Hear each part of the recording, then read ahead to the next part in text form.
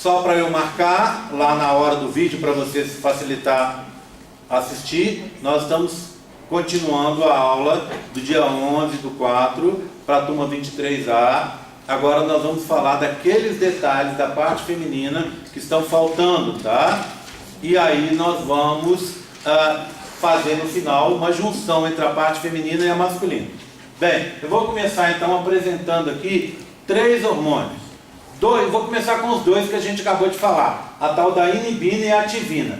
Aqui tem inibina e ativina no ciclo feminino? Tem, tá? Essa inibina e essa ativina, elas agem do mesmo jeito sobre o FSH, tudo bem? Então, vamos começar ali? Deixa eu colocar aqui, ó. Olha se eu estou aparecendo, qualquer coisa você puxa para cá. Quem produziu inibina e ativina? Sertoli, não é isso? Então, Sertoli produziu inibina e ativina, certo? Tá, vamos de vez. Na parte feminina, acabei de mostrar lá qual que foi a célula. Tá um pouco escuro. Não, tudo bem, por causa da diferença da luminosidade, tá? Qual que foi a célula que foi ativada pelo FSH? Lembra? Aqui foi ativado pelo FSH, ó. Sertoli foi ativado pelo FSH. Lá na parte feminina, qual a célula que foi ativada pelo FSH? A granulosa, não é isso? Foi ativada pelo FSH. Então as células da granulosa ou foliculares também produzem inibina e produzem ativina, tá? Para quê? Para controlar a sua ativação via FSH. Bem, células foliculares estão nos folículos, não é?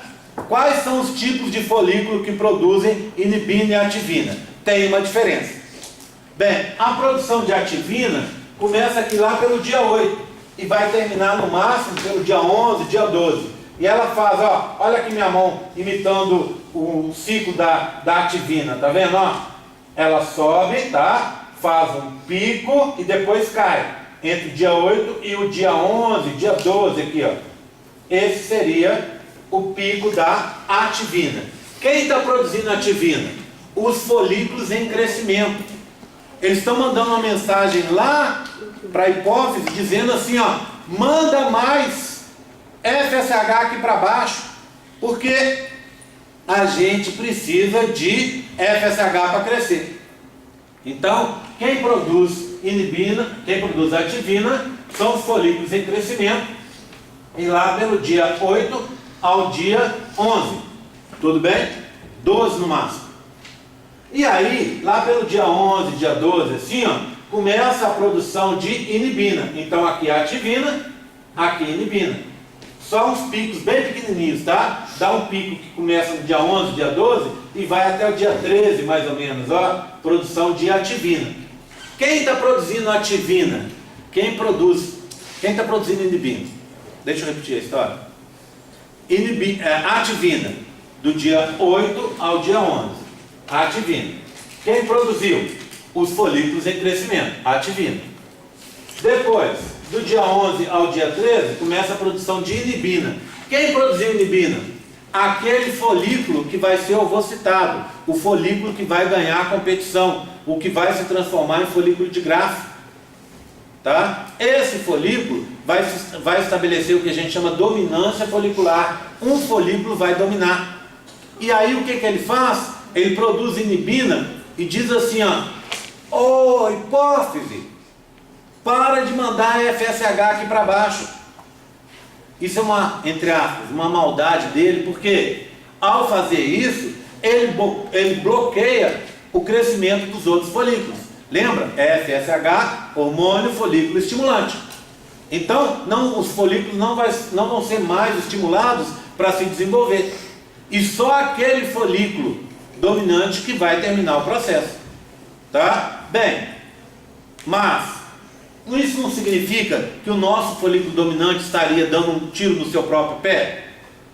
Se ele bloqueia o FSH, atrapalharia o próprio desenvolvimento dele, né? Em teoria. Mas isso não acontece. Por quê? Porque esse folículo dominante tem algumas características que os outros não têm. Por exemplo, ele tem um número maior de ligantes para FSH do que os folículos comuns. Por exemplo, o folículo comum teria, sei lá, 50 sítios de ligação para FSH. O folículo dominante teria 5.000. Tá vendo? Então ele teria o quê? 100 vezes mais sítios para ligação do que um folículo comum. E aí, tendo menos FSH, a maior chance do FSH se ligar é com o folículo dominante, concorda comigo? Já que o folículo dominante tem mais sítios. Então ele diminui o nível porque ele tem mais sítios de ligação e os outros ficam sem. Quando eles ficam sem, eles morrem naquele processo que eu já contei para vocês que se chama atresia folicular. Eles morrem. Além disso, tem uma outra coisa. Mais próximo do dia da ovocitação, aqui o 14º dia, o folículo dominante começa a não depender mais de FSH para se desenvolver. Então ele se torna independente do FSH. Tá? Então os níveis de FSH podem baixar mais e mais e mais, e para ele tanto faz. Tá vendo? Então, quem produz ativina? Todos os folículos em crescimento. Do dia 8 ao dia 11, dia 12. Quem produz inibina? O folículo dominante. Do dia 11 ao dia 13, mais ou menos.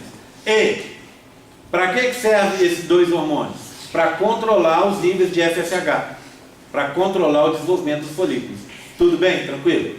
Então, inibina e ativina, FSH ali. Tá certo? Tá? Já que eu estou fazendo isso, vou de novo para o quadro. Olha aqui, ó. Leydig. Leydig, ela é ativada pelo LH. Assim como a célula da teca interna. Pelo LH. Lembra disso? Falei mais cedo. E mostrei aqui, ó, há pouco. Essas células, Leydig, capta o colesterol. Essa daqui também, teca interna, capta o colesterol, transformando aqui o colesterol Leydig no hormônio masculino. Hormônio masculino, que seria o quê? No caso de Leydig, a testosterona. No caso da teca interna, o hormônio masculino formado é a testosterona inativa, que é a androstenediona. Repara numa coisa. Eu posso dizer que Sertoli é muito similar aos seus papéis em sua fisiologia com as células da granulosa, concorda? Que são ativadas pelo FSH, produzem inibina e ativina. Tá? E posso dizer para vocês, então, ó, que essas duas aqui, ó, essa e essa, são similares. Não é? E posso dizer que essas duas são similares também, fisiologicamente similares devido ao seu papel, aos papéis desempenhados por elas. Tudo bem, tranquilo? Então esse era o gráfico que eu estava devendo, essa era a comparação que eu estava devendo e eu já fiz. Tá? Eu preciso voltar para esse gráfico aqui para a gente colocar mais dois componentes. Tá? O primeiro ele é mais simples, é um hormônio produzido pela hipófise.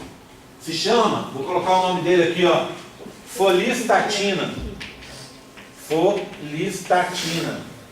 Folistatina. Ele é produzido pela hipófise. A hipófise não é boba nem nada. Quando ela é, a produção de FSH é ativada pela ativina, ou quando ela é inibida pela inibina, esse FSH e esse LH, claro que o principal papel deles está nas gônadas, mas eles exercem outros papéis também no corpo. Você não pode ficar com zero FSH ou com uma quantidade enorme de FSH. Então, o que faz a hipófise? Lá na hipófise tem a produção dessa folistatina. A hipófise faz o quê? Controla um pouco essa ativação ou essa inativação, tá certo? Então, o outro hormônio é esse, produzido pela hipófise, para ela controlar principalmente os níveis de FSH. Esse é simples, tá? Agora um outro, o último, para a gente encerrar nossa brincadeira hoje. Aliás, antes de encerrar, eu vou falar do último hormônio e vou contar para vocês uma história que acontece nas academias, tá? ok? Eu já presenciei várias vezes e provavelmente o João já presenciou lá na academia que a gente frequenta algumas vezes, tá? Daqui a pouco a gente vai falar sobre isso. Bem, a fensatina controla também os níveis de FSH. para não deixar baixar muito ou aumentar demais, concorda comigo? Tá? Porque ela é produzida pela própria hipófise. Bem, também, cara, olha se tem um erro aqui, ó. Se você pensar bem, tem um erro. LH, hormônio luteinizante. O que o LH faz? Faz a produção do corpo lúteo, por isso o nome dele. Mas ele não faz a manutenção. Por que ele não faz a manutenção? Porque daqui para cá você tem o corpo lúteo, tá vendo? Por que eu sei que eu tenho corpo lúteo? Porque eu tenho níveis altos de progesterona. Essa mesma, todo mundo prestando atenção, isso é importante. Essa mesma progesterona bloqueia o LH, tá vendo? Ó? Então você tem corpo lúteo sem LH. Quando as pessoas viram isso, chamou atenção, era um contrassenso no que se pensava. Tanto é que é um hormônio luteinizante. As primeiras definições diziam assim: é um hormônio que faz a produção do corpo lúteo e a manutenção do corpo lúteo. Aí descobriram que não é verdade, ele não faz a manutenção. Quem está fazendo a manutenção? Um outro hormônio. Esse hormônio, ele começa a sua produção aqui, ó, e vai aumentando. Se por acaso o corpo, se ele morrer, então ele começa aqui e vai aumentando. Da onde que ele é produzido? Pelo embrião que foi liberado, pelo gameta feminino que foi liberado e pelo embrião se tiver fecundação. Concorda comigo? Então um hormônio produzido pelo gameta feminino que foi liberado começa a ser produzido aqui. Se tiver fecundação, ele vai continuar a sua produção e vai se manter alto durante toda a gravidez. Esse hormônio muita gente conhece, tá? Deixa eu mostrar ele aqui ó, primeiro, antes da gente voltar a falar do papel dele. Esse hormônio é o tal da gonadotrofina coriônica humana, o HCG. O nome correto dele é beta-HCG, mas as pessoas costumam simplificar e chamar só de HCG. Todo mundo conhece esse hormônio porque esse hormônio é aquele hormônio do teste de gravidez de farmácia, tá? Então é um hormônio que se chama hormônio da gravidez. Como é que é o teste de gravidez de farmácia? O teste de gravidez de farmácia é um teste de urina. Então você compra o teste, eles dizem que é melhor você fazer de manhã ao acordar, porque essa urina está mais concentrada, com mais compostos, você ficou muitas horas sem fazer seu xixi. Aí o que acontece? Você vai, coleta a urina, põe no potinho e vai colocar um bastãozinho desse, ó, desses aqui, né, aqui alguns tipos, ou os mais simples tem só a fitinha. Essa fitinha ela vem dentro do bastão. Então na verdade o bastão é só para proteger a fita. O que acontece? Esses testes eles vão ter uma linha que vai se acender, que é uma linha de controle. Então toda vez que você colocar esse teste na urina, ele tem que acender uma linha para dizer que o teste está bom, não está estragado, não está vencido. Se você estiver grávida, ele vai acender a segunda linha, tá? Se ele acender só a linha da gravidez, indicando a gravidez, e a outra não acender, você joga fora o teste porque ele está com problemas. Então se estiver grávida tem que acender ambas as linhas. Se não estiver grávida vai acender só a linha do controle. Tudo bem? Tá? Bem, esse teste ele dá o que a gente chama falso negativo.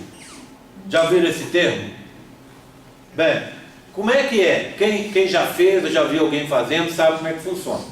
Você faz o teste, ele deu negativo, aí na bula e na caixinha vem dizendo assim, ó, se der negativo, repita em 1 semana ou em 2 semanas. Por quê? Porque às vezes você está grávida e o teste não foi capaz de pegar o nível de HCG suficiente para ele fazer a marquinha da gravidez. Ou seja, seu nível de beta-HCG ainda era baixo e não foi detectado pelo teste. Ou seja, você está grávida, é positivo, mas o teste deu um negativo. Só que não é um negativo verdadeiro, é um falso negativo. Tudo bem? Tá? Bem, aí o que acontece? Você repete daqui uma semana, 2 semanas, e ele pode dar positivo. Ele vai dar positivo se você está grávida. Tá? Bem, agora, você não pode esperar 2 semanas, você está muito preocupado com isso. Você vai e faz um teste de sangue, um exame de sangue. Nesse exame de sangue, o exame é diferente, ele é mais preciso, tá bom? Nesse exame de sangue, além disso, você vai coletar o HCG no sangue. E no sangue você tem mais HCG e menos na urina. Por quê? Porque a urina é um filtrado do sangue, do plasma sanguíneo, não é assim? Com compostos que foram retirados dali. Então você tem uma quantidade grande de HCG no sangue e uma quantidade menor na urina. Por isso, se você sair, o teste deu negativo, você sair, pedir para o médico, ir lá no laboratório e fazer um teste para HCG no sangue, vai detectar a sua gravidez. Tudo bem? Tá? Bem, agora, eu falei que esse teste pode dar falso negativo, que é um positivo que não foi detectado ainda. Mas, dificilmente ele dá um falso positivo. Falso positivo é o contrário. Ele indicaria que você está grávida e você não está. Tá? Bem, só em 2 ocasiões é possível ele dar um falso positivo. Quando ele está estragado, tá? Então, deu positivo ali, ainda tem a chance do teste estar estragado. Opa, vou lá comprar outra farmácia, para garantir. Vou lá comprar um 6, torcendo para um falar ao meu favor, pelo menos. Tá? Bem, e num outro momento, que é um momento mais sério, ele pode dar positivo quando você não está grávida, se você está com um tipo de câncer. Alguns tipos de câncer dão esse tipo de informação, tá? Eles dão um falso positivo porque há uma liberação de hormônios de HCG nesse tipo de câncer. Por exemplo, molidatiforme, um tipo de câncer que libera HCG. Então, se deu positivo, você procura um médico de qualquer forma. Pode estar grávida, mas pode ser também uma outra coisa. Então, obrigatoriamente tem que procurar o médico. Tá bom? Combinado?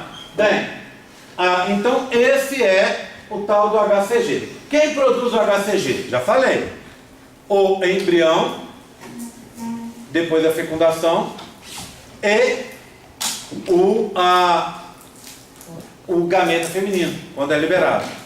Tá bom? Bem, no 3º mês eu contei para vocês que o corpo lúteo morre. Não é? Quem que faz esse HCG? Ele mantém o corpo lúteo vivo até o 3º mês. Depois, ele mantém, a gravidez continua, porque ele vai manter a boa saúde da placenta. Tá? Ele é produzido pelo embrião, pela região da própria placenta, que vai manter a placenta saudável. Se você durante a gravidez tiver níveis baixos de HCG, a sua gravidez é uma indicação que essa gravidez pode acabar. Se você tiver níveis elevados de HCG durante a gravidez, é uma indicação que alguma coisa está errada com o bebê ou com a mãe. Tá? Então tem um nível certo para você manter. Existe hoje um teste no mercado que diz que consegue dar o resultado desse teste de urina com 2 semanas, tá? Não sei como é que funciona e tal, mas é um teste mais preciso. Então já tem uma opção no mercado que você pode usar a partir dentro daquele próprio ciclo que você achou que ficou grávida. Então ao final do ciclo, lembra que a parte final do ciclo é constante, 2 semanas, 14 dias. Então depois, quando atrasar a sua primeira menstruação, você não precisa esperar mais a próxima menstruação para você fazer o teste. Se você usar esse teste, dentro desse próximo ciclo ali, você já vai ter um resultado da sua gravidez ou não. Bem, então, já sabemos quem produz e já sabemos como ele age, né? Então vamos fazer um resumão da nossa história aqui, ó. Olha, quem produz o HCG? Aqui está o início da formação do embrião, tá vendo? O próprio embrião produz o HCG. O HCG vai estimular o corpo lúteo, o corpo amarelo, para produzir progesterona e estrógeno. E o que a progesterona e o estrógeno fazem? Inibem o hipotálamo e a hipófise. Então não vai ter produção de FSH, de LH, nem de GNRH, lembra disso? Falei isso na aula. E aí não vai ter outro ciclo, porque o LH e o FSH fazem isso. Concorda comigo? Bem, para a gente encerrar essa história do HCG. O HCG é um primo muito próximo. O HCG é um primo muito próximo do LH.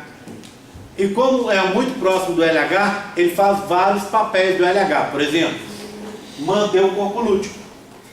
Mas ele não faz todos. Por exemplo, ele não estimula uma nova gravidez. Tá vendo? Um novo ciclo ovariano. Entenderam? Então, estava faltando a gente colocar mais esse aí. Então, o que nós fizemos? A gente aprendeu aqui o ciclo básico, né? Deixa eu voltar, ó. Olha lá, ó. Nós aprendemos lá na aula esse ciclo básico aqui, ó, esse, né? Foi isso que eu contei para vocês, desenhei lá no quadro. Só que esse ciclo é incompleto. Por quê? Porque falta colocar o beta-HCG, que começaria a sua produção aqui. Falta colocar a inibina e a ativina. E, se eu quisesse, a floristatina também. Concorda comigo? Então faltariam esses itens, para a gente conseguir fechar o ciclo feminino.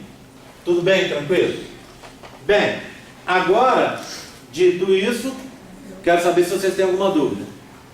Tranquilo? Bem, eu preciso contar aquela última história dos hormônios, tá? Os hormônios são interconversíveis. Aí essa história que eu estava falando de academia. É esse gráfico aqui. Essa figura aqui. Então vamos lá. O primeiro aqui em cima é o colesterol, tá vendo? Ó, o composto aromático. Aqui a gente tem várias coisas. Deixa eu voltar para o tamanho que estava. Olha, eu tenho vários hormônios femininos aqui, ó. Pregnenolona, progesterona está aqui. A hidroxiprogesterona está aqui. Androstenediona, que já é uma parte masculina, hormônio masculino, não é isso? Né? Estrona, um hormônio feminino. Aqui a testosterona e aqui o estradiol, tá vendo? Feminino, feminino, feminino, feminino, feminino, feminino, né? Todos os hormônios femininos. Masculino, masculino. Tá vendo? Olha as setas. Eles são interconversíveis, ou seja, eu consigo de testosterona formar estradiol, hormônio feminino. E eu consigo de estradiol formar testosterona, como a gente viu, eu já falei na aula. Então, essa turma toda é interconversível. Eu consigo, então, sair de testosterona e retornar para colesterol. Eu consigo sair de estradiol e chegar a testosterona. Eu consigo transformar estradiol em progesterona e progesterona em estradiol. Além disso, olha essa parte aqui de baixo aqui da figura. Eu tenho outros hormônios, tá? Eu tenho o cortisol, por exemplo, que é aquele hormônio do estresse, que faz a gente acordar de manhã, né? Que opõe os seus efeitos à melatonina. Eu tenho vários corticoides aqui. Corticoide é aquele medicamento, nesse grupo estão aquela classe de medicamentos que abaixam, que a gente usa em inflamação, por exemplo, e eles abaixam. Gente, vocês estão no celular de novo? Celular, faz favor. Né? Parece que não, faça não. Né? Não é a primeira vez, tá? Eu ganho meu dinheiro guardando as coisas. Então, se você faz errado uma vez e faz uma segunda, pode ter certeza que eu guardo, tá? Então, faça a caridade. A gente combinou isso, né? Para mim, tanto faço, mas para vocês atrapalha. Aí o aluno repete o curso por causa desse tipo de atitude. Combinado? Bem, então, olha aqui, ó. Esse grupo, os corticoides, são aqueles medicamentos que a gente usa para baixar quando a gente está com uma inflamação, uma infecção, e que não resolve com antibióticos, anti-inflamatórios e tal. A gente toma um corticoide, que é um medicamento mais forte, e que ele baixa a atuação do nosso sistema imune. A gente não pode tomar corticoide durante muito tempo, porque senão, ao abaixar a atuação do sistema imune, a gente fica desprotegido. Então eu combato um problema, mas posso abrir as portas para criar outros problemas, tá certo? Mas corticoide é um remédio muito empregado em casos de doenças autoimunes. lúpus, artrite, asma, não é? Então são doenças autoimunes, tem outras também, que a gente usa os tais corticoides para baixar esse sistema. E eles estão aqui, ó, o grupo deles está aqui também, tá vendo? Né? Aqui é o hormônio antidiurético, tá vendo? A aldosterona está aqui, ó. Então você tem um monte de coisas que são interconversíveis. E aí o que acontece? Qual que é a história? Chega o cara na academia, tá lá, nunca fez ginástica na vida dele. Aí ele faz, eu vejo sempre, a pessoa chega na academia, fica toda empolgada, no primeiro mês vai todos os dias, né? O segundo mês ela já começa a falhar, no terceiro mês ela desiste. Isso acontece o tempo inteiro. Por quê? Porque não tem resultado. Você ir na academia, que é uma coisa que é excelente para a sua saúde, é uma coisa que você tem que ter uma constância. Eu mesmo vou na academia há 9 anos, nessa academia, e já frequentava outras. Então o que acontece? Você tem que ter uma constância, tá? E aí a pessoa chega e quer resultados imediatos. É super comum.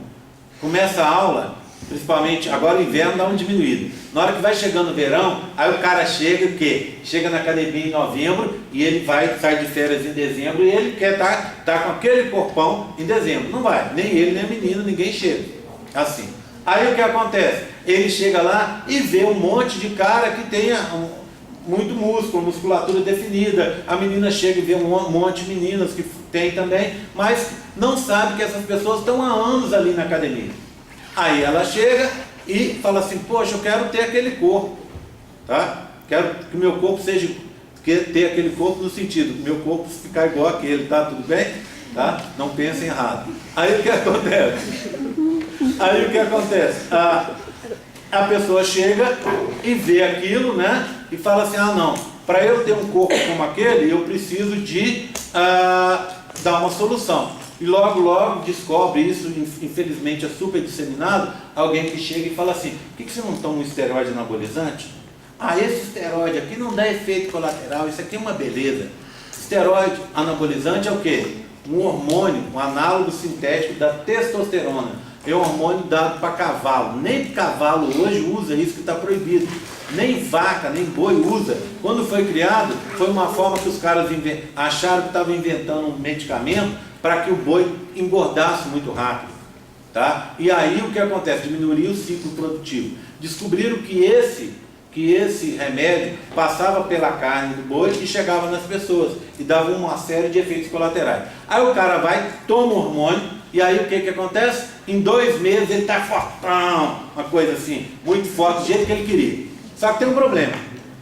Ele não consegue carregar o peso que seria compatível com a musculatura que ele tem. Por quê? Porque o músculo só ganhou água. Então o músculo teve um edema, ele encheu de água. E não tem sarcômeros lá, que são as unidades contráteis do músculo. Então está um músculo fraco, mas na aparência está bonito. O que acontece então? Aí começam os efeitos colaterais, que tem a ver com essa figura que eu estou mostrando para vocês. Ele queria isso aqui, né? Testosterona para formar músculo. Mas mandou um balde de testosterona para dentro do organismo. Excesso de testosterona vira hormônio feminino. E aí o hormônio feminino faz o quê? Características sexuais secundárias femininas. Que são o quê? Curvinhos. Que são o quê? Voz mais aguda, mais fina. Né? Os pelos somem. Cria-se mamas. Tá? Que mais? Os testículos diminuem. O pênis diminui. Tudo isso são efeitos colaterais relacionados com esse excesso de hormônio feminino, que ele pôs como masculino, mas que se transformou em feminino. Mais ainda, vira colesterol. Colesterol que vai entupir os vasos sanguíneos e o cara pode ter um ataque cardíaco, um AVC, uma isquemia cerebral por causa disso. O cara de 20 anos pode ter, não importa a idade, se ele está com excesso assim. Outra coisa que é muito comum, mais comum que a gente vê, o fígado fica inflamado, dá uma hepatite, uma inflamação no fígado. Então o cara fica todo amarelado, até os olhos amarelados, por causa dessa hepatite medicamentosa, por causa desse negócio que ele tomou. Tá? E pior, pode causar até um câncer. Certo? Por quê? Por causa desse composto que ele está tomando, que não faz bem. Bem, academia é muito importante. Lá com os pacientes de vocês, sempre você vai indicar uma atividade física. Tá? Atividade física, é claro, academia não é para todo mundo, nem todo mundo gosta. Às vezes correr na pista, às vezes fazer só uma caminhada, uma pessoa que tem dificuldades, está com sobrepeso, é um senhor, uma senhora, etc. Né? Mas existe a possibilidade, de, inclusive hoje, de você fazer uma musculação idoso, ou com sobrepeso, ou uma criança. Existem hoje essas possibilidades.